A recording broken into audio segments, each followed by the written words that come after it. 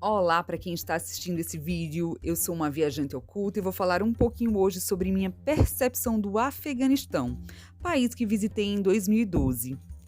Eu já estive em quase 50 países ao longo dos meus 40 anos de vida e talvez eu possa contar um pouquinho do que eu vi ao longo desse tempo. O Afeganistão, oficialmente Emirado Islâmico do Afeganistão, é um país sem litoral, montanhoso, localizado na Ásia Meridional. Faz fronteira com Paquistão, Irã, Turcomenistão, Uzbequistão, Tajiquistão e China. Tem por capital Cabul, cuja metrópole abriga em torno de 4,5 milhões de pessoas. A ideia de ir ao Afeganistão surgiu porque eu estava tentando visto para países limítrofes e a revista Viagem e Turismo sinalizou que iria abrir uma embaixada do Brasil no local, além de que já haviam rumores que os Estados Unidos iriam deixar o país. Então eu quis aproveitar para conhecer uma cultura exótica antes de não ser mais possível.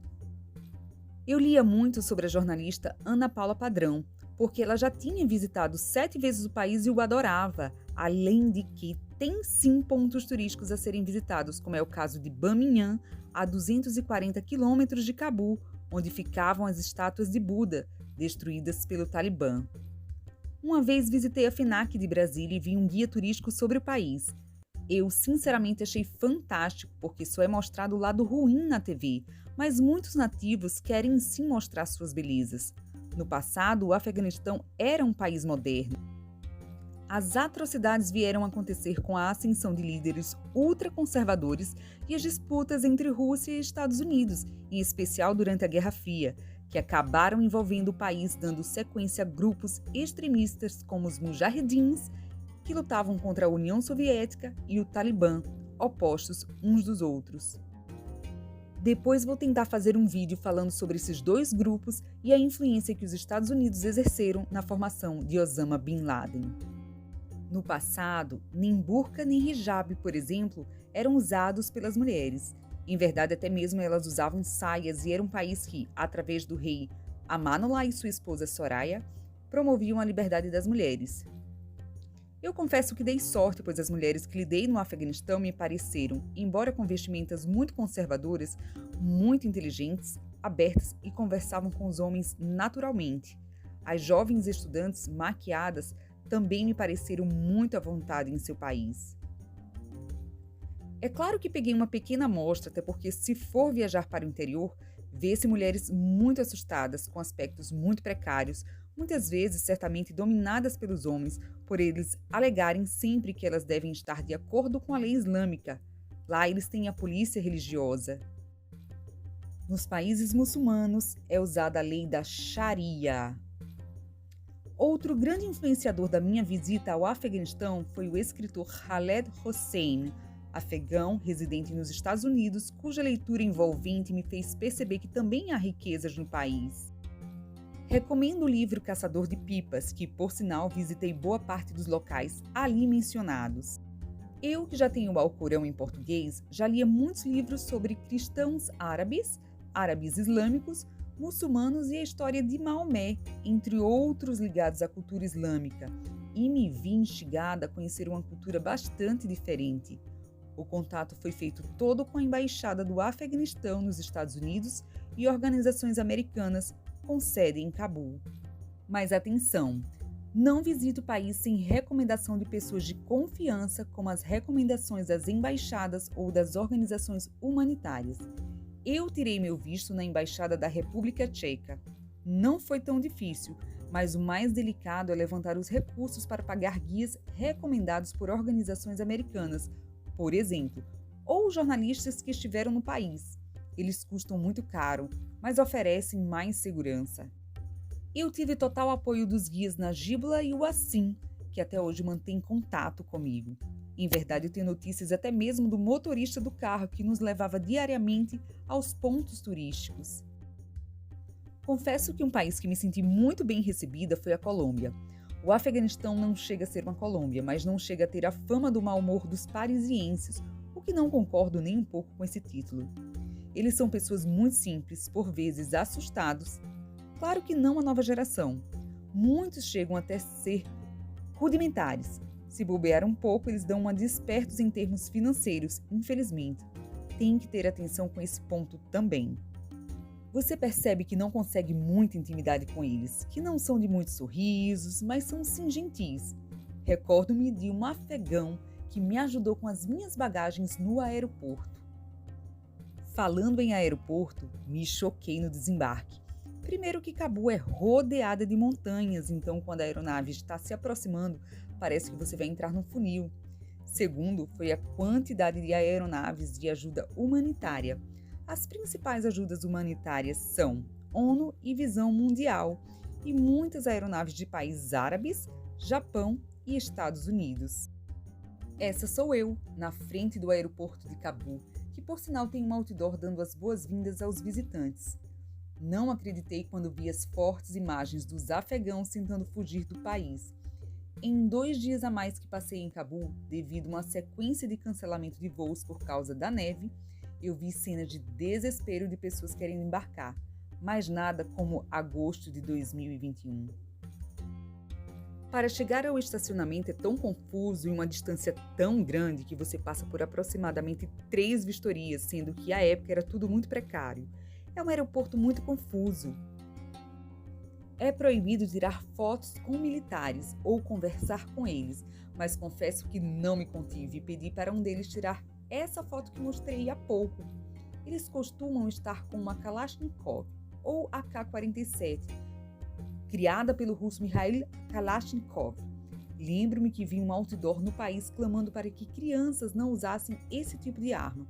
No Brasil, ao assistir os vídeos sobre o Afeganistão, vi muitos carros de polícia tipicamente afegão, pois bem, sim, eles parecem todos um S-10 verde. Vou citar alguns lugares que visitei no Afeganistão que acho que vale a pena. Não visitei o interior do país, exceto o vilarejo de Stalif, bem típico da tribo Tajik, porque à época já existiam restrições nas estradas para chegar à maioria dos lugares, devido ao Talibã. O Museu Nacional do Afeganistão, a Galeria de Artes, onde fui confundida com uma jornalista, o Jardim Babur, criado pelo imperador Babur em 1528, e seu túmulo, além da Mesquita de Shah Jahan. Mesquita Idgah, que é a segunda maior mesquita de Cabu e foi encomendada por Babur, que também governou o Império Mongol. Idgah significa espaço aberto para as pessoas se reunirem nas celebrações religiosas. O Palácio Darul Aman, que significa morada de paz e tem um duplo sentido em homenagem ao rei Amanullah. Microrayon, que eram os prédios construídos durante o período da União Soviética. O clube de golfe, o Parque Charinal, para ver as crianças brincarem com pipa, o mausoléu do rei Nadir Shah, morto em 1933, o estádio Ghazi, palácio presidencial, que só pode ser visto à distância, a Chicken Street, a Champs-Élysées afegã, onde você encontra camis ou firak, que são vestimentas típicas do país. A belíssima mesquita Saqi Shah, para onde foi levado o manto do profeta Maomé e que Ali, seu genro e primo, visitou. Inclusive, os muçulmanos acreditam que Ali, personagem forte do Islã, está enterrado na Mesquita Azul, que fica na cidade de Mazar-e-Sharif, no Afeganistão. O bairro Wazir Akbar Khan e Kart-Se, onde fica o orfanato Aziza, mencionado no livro de Khaled Hosseini, além da Universidade Afegã, a estação de TV e algumas embaixadas.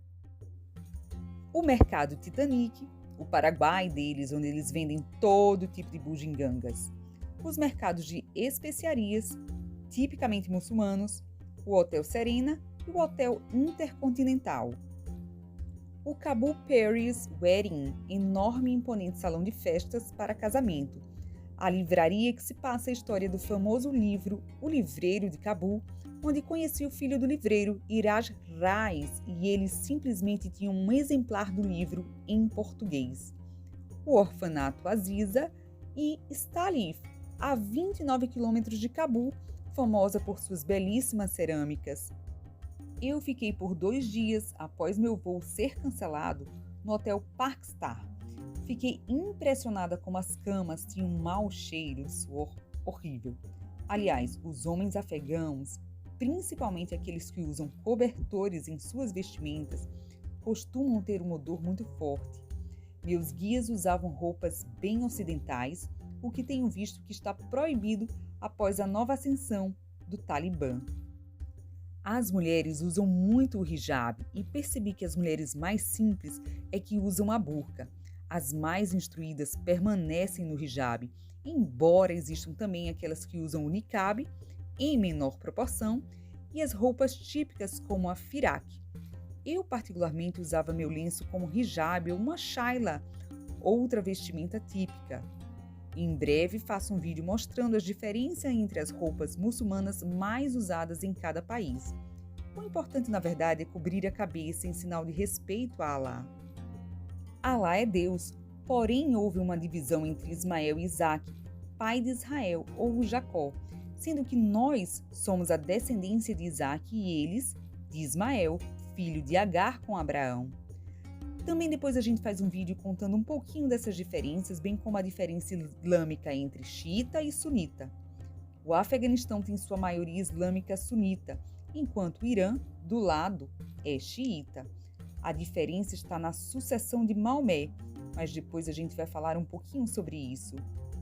Aliás, o Alcorão tem muitas frases lindas proferidas por Abraão e trata Maria como uma flor. Em outro vídeo a gente pode falar sobre isso e sobre a Kaaba, a casa de Abraão na Arábia Saudita, onde há a peregrinação muçulmana, que agora já está mais flexível para receber visitantes não muçulmanos. Falando um pouco sobre as crianças, eu achei as escolas, mesmo na capital Cabul, com aspecto físico por vezes muito precário, mas uma coisa é certa, as crianças são muito bem educadas. Toda sala de aula que entrei, elas se levantaram em reverência e me cumprimentaram com um salam, que significa que a paz esteja sobre vós. A língua falada no Afeganistão é o Pashtun, Dari e Farsi, que é como a diferença do português do Brasil para o português de Portugal. Existem 3 tribos principais, que são os Pashtuns ou afegão, maioria no país e que pode ser descendência de Saul ou uma das tribos de Israel convertida ao Islã durante o Império Árabe, segundo alguns historiadores. Os Hazaras, cuja língua é Dari, são xiitas. Os Tajiks, em geral as pessoas que têm posses mais altas no país, compondo em média 45% da população. Eles falam Farsi. Os Pashtuns são os principais, mas na pousada americana que fiquei, na maior parte dos dias, os funcionários eram Hazaras, que é bem o estilinho dos mongóis, afinal, eles estão naquela mesma região.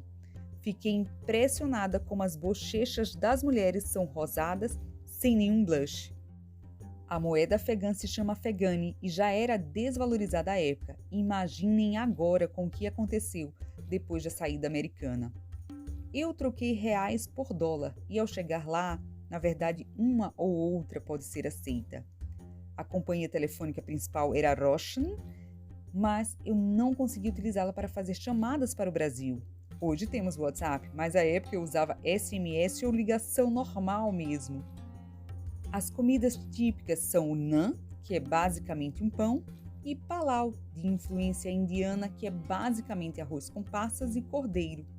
Eu não sei vocês, mas eu não como carne, então me contentava em comer naan com alguma outra coisa todos os dias. Eles até têm opções veganas para o palau hoje em dia, substituindo, por exemplo, a carne por pistache e outros grãos. Lembrando que eles comem em geral com as mãos, mesmo em lugares públicos. Um dos principais esportes é o buscache, que por sinal é tido como nacional, mas também eles jogam futebol e cricket, bem comum na Ásia. Ao voltar para o Brasil, algum bom tempo depois, recebi um jornalista indicado por uma revista de turismo para compor as 30 melhores reportagens da ANER, Associação Nacional de Editores de Revistas. Em homenagem aos seus 30 anos, recebi contato da Rede Globo e participei, à época, de alguns blogs de viagens, o que para mim foi uma honra. Mas digo, nada teria valido a pena se eu não estivesse com pessoas de confiança. Foi interessante conhecer o país, mas com muita cautela, pois o Afeganistão não só é considerado, mas é sim o país mais perigoso do mundo. Se tiver interesse em ver outros vídeos desta mesma ordem, inscreva-se neste canal. Obrigada!